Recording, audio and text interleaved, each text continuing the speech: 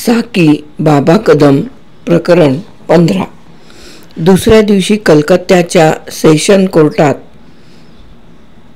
कोर्टानं अँटोच्या खटल्याचा निकाल दिला आणि अँटोला मारियावर अतिप्रसंग करण्याचा आणि तिला जीवे मारण्याचा प्रयत्न केला म्हणून 7 वर्षांची सक्त मजुरीची शिक्षा ठोठावली. निकालपत्रात न्यायाधीश म्हणतात, सर्कस हा विषय सामान्य माणसाच्या आवडीचा.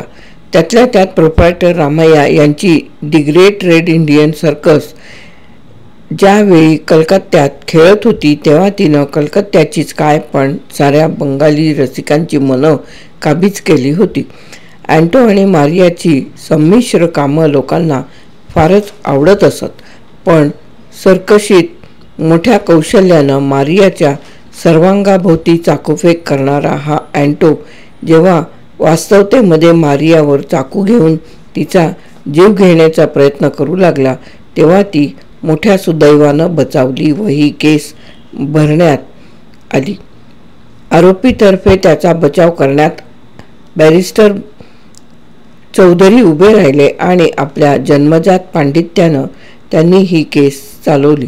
पण शेवटी आरोपींचा बचाव मला अमान्य करावा लागत आहे, कारण या खटल्यात जे सत्यदर्शन घडलं ते संशयातीत असं आणि हे घडवण्याचं महान कार्य केलं ते सुप्रसिद्ध सर्कसपटू श्याम सरदेसाई यानं.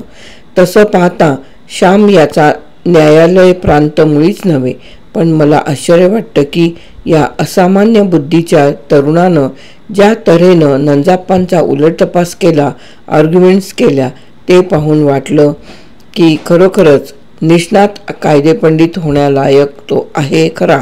मारियाचा फाटलेला फ्रॉक आणि पेटीकोट यांनी आरोपीच्या बचावाच्या अक्षरशः चिंधड्या उडविल्या आहेत. मारियाच्या अंगावरचे ओरखडे आणि जखमा या तिच्या श्यामशी चाललेल्या प्रणयचेष्टेच्या कल्पनांचे वाबडे काढून राहिलेल्या मारिया आणि श्याम यांच्या अनैतिक संबंधाची कल्पना निखालस खोटी आणि कपोलकल्पित अशी मानावी लागेल. इन्स्पेक्टर चॅटर्जी यांनीही या गुन्ह्याचा तपास त्वरेनं केल्यामुळे न्यायदानाला बहुमोल मदत झाली आहे. अँटो हा अट्टेल गुन्हेगार आहे. मारियाच्या सौंदर्याच्या आणि यौवनाच्या माध्यमानं नीती अनितीला तिलांजली देऊन त्याला अफूच्या आणि मादक पदार्थांचा संच करावयाचा होता. अर्थात मादक पदार्थांचा साठा केल्याबद्दल त्याला खटला अलहिदा चालेल व तो दुसऱ्या सेशन कोर्टानं चालविणं न्यायासनाच्या दृष्टीनं योग्य आहे. तेव्हा त्याबाबतीतही तो दोषी आहे किंवा नाही व त्याला किती शासन त्याबाबत द्यावयाचं हा प्रश्न प्रस्तुतच्या खटल्यात ठरवण्याची जरुरी नाही. या खटल्यात अँटो दोषी आहे. त्याला मी 7 वर्षाची सश्रम कारावासाची शिक्षा सुनावतो आहे. खटल्यात निकाल ऐकायला पहिल्यापेक्षा तुफान गर्दी लोटली होती. त्या दिवशीच्या सायन दैनिकातून फोटोसहित खटल्याचा साग्र वृत्तांत प्रसिद्ध करण्यात आला होता. मारिया हॉटेलात होती. श्याम बाहेर पडला होता, मात्र तो कोर्टात गेला नाही. रस्त्यावर इंग्रजी सायन दैनिक विकणारी पोरं ओरडत होती, conviction to Anto for attempt to commit murder. दुसऱ्या एका सायन दैनिकानं जाड टाईपमध्ये छापलं होतं, 7 years are I to onto the circus player. 7 years are I to onto the circus player. श्यामनं भराभर ते अंक विकत घेतले आणि हॉटेल गाठलं. केव्हा एकदा ती बातमी मारियाला सांगतो असं त्याला झालं होतं, पण खोलीत पाय ठेवताच मारियानं धावत जाऊन त्याचे हात हातात घेतले. श्याम, कॉंग्रॅट्स, मेनी मेनी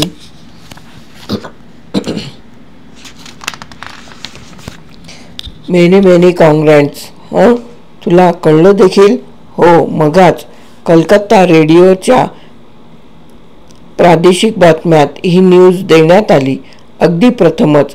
पण मला वाटलं होतं बॅरिस्टर चौधरींच्या बचावामुळं न्यायाधीशांचं मन द्विधा होतंय की काय. ते झालं असतं, पण तू खरी कमाल केलीस. मी काय केले त्यात? अरे वा, 20 वर्ष फौजदार कायद्यात तज्ज्ञ मानल्या गेलेल्या बॅरिस्टर चौधरींना तू हरवलंस.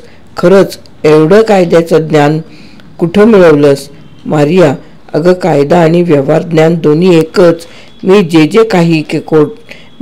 काही कोर्टात केलं ते दुसरं तिसरं काही नसून व्यवहार ज्ञानाचा कस लावून आरोपीचा बचाव पडताळावा एवढी विनंती केली. झालं. श्याम, आज तुझी पार्टी. मी का देऊ?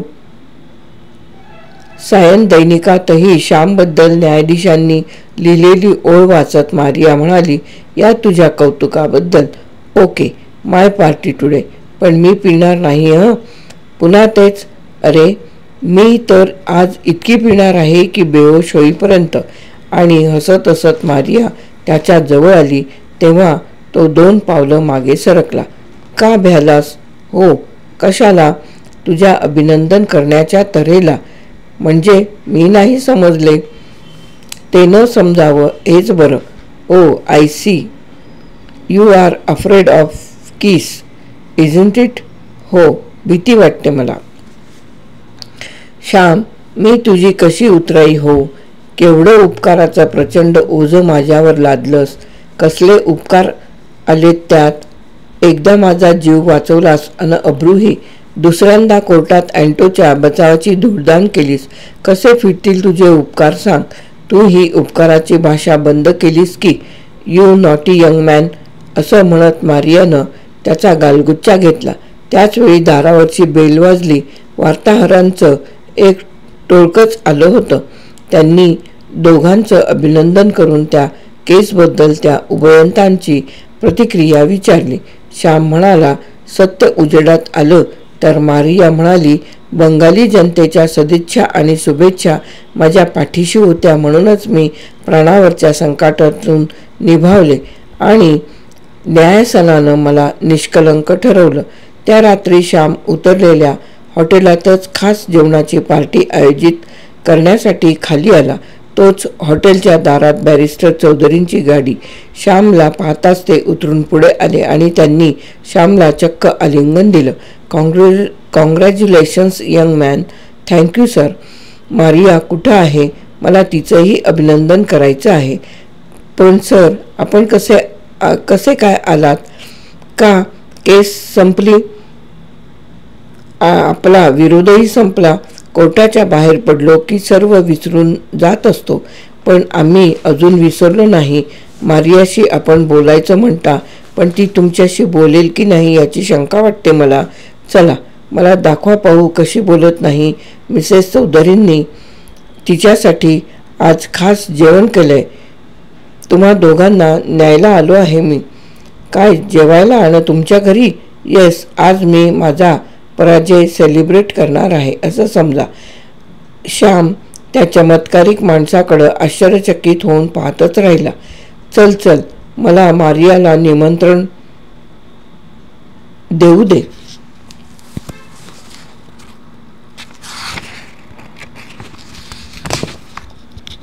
नाईलाजानं श्यामनं त्यांना आपल्या खोलीवर आणलं. बॅरिस्टर चौधरींना पाहताच मारियानं कपाळावर तिरस्कारानं आठ्या घातल्या. Miss Maria, excuse me, forget what happen in court. तुमच्या जयाबद्दल अभिनंदन आणि नम्र विनंती की तुम्ही दोघांनी आज माझ्या घरी जेवायला यायचं. जेवायला? माफ करा, आम्ही येऊ शकत नाही. पण मिस मारिया, मिसेस चौधरींनी मला मुद्दामच पाठवलंय. ती नाराज होईल.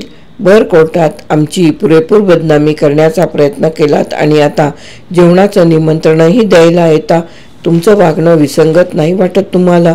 तसं सकृतदर्शनी दिसतं खरं, पण कोर्टात काय घडतं ते मी तिथंच विसरतो. तुमची सर्कस पाहिल्यापासून मिसेस चौधरींना तुम्हाला भेटायचं होतं. तुमच्यावर झालेल्या त्या खुनी हल्ल्याच्या कामी मी आरोपीचा बचाव करू नये असं सुचेतानं मिसेस चौधरींनी मला सांगितलंही होतं. पण धंदा म्हटला की हे सारं विसरावं लागतं. आता केस संपली आहे. सुदैवानं तुमची निष्कलंकता न्यायालयानं शिक्कामोर्तब केली आहे. आता एवढी विनंती मान्य करा. चला माझ्यासोबत, हात जोडून बॅरिस्टर चौधरी मारियाला म्हणाले. मारियानं श्यामकडे पाहिलं, भुवया उंचावून, कसं विचारलं. त्यानंही डोळ्यानंच सांगितलं, तूच ठरव. क्षणभर विचार करून मारिया म्हणाली, आम्ही येऊ, पण एका अटीवर. एक का 10 अटी सांगा. आमच्याबरोबर इथं तुम्ही ड्रिंक्स घेतलं पाहिजे. ओ नो नो, आज ड्रिंक्सही माझं आणि जेवणही. पण आपण उगीच का त्रास घेता आहात? श्याम म्हणाला. त्रास कसला आलाय त्यात? आणि खाली जाऊन बॅरिस्टर साहेबांनी घरी 9:30पर्यंत येत आहोत असा फोन केला. गाडीतून त्यांनी बाटली काढली. साऱ्या तयारीनंच ते आलेले होते. मग तिघांत ती वॅट 69 संपली आणि ते तिघजण जेवायला गेले. मिसेस चौधरींनी खमंग असे बंगाली नॉनव्हेज पदार्थ बनवले होते. मारिया घरी आली म्हणून त्यांना विशेष आनंद झाला होता. खूप रात्रीपर्यंत जेवण आणि गप्पा रंगल्या. बॅरिस्टर चौधरींच्या खिलाडू वृत्तीचा पुरेपूर परिचय घडला. कोर्टात इतक्या जिद्दीनं केस चालवून ती हरल्यानंतर देखील मारिया आणि श्याम यांना सन्मानानं वागवणारे बॅरिस्टर चौधरी विलक्षण वाटले. त्यांचा निरोप घेऊन हॉटेलवर परतल्यावर मारिया श्यामला म्हणाली, बघ, अशीही चमत्कारिक माणसं जगात असतात आणि ती दुसऱ्या चमत्कारिक माणसांनाच भेटतात. हसत हसत श्याम म्हणाला. प्रकरण 15 येथे समाप्त. साकी बाबा कदम.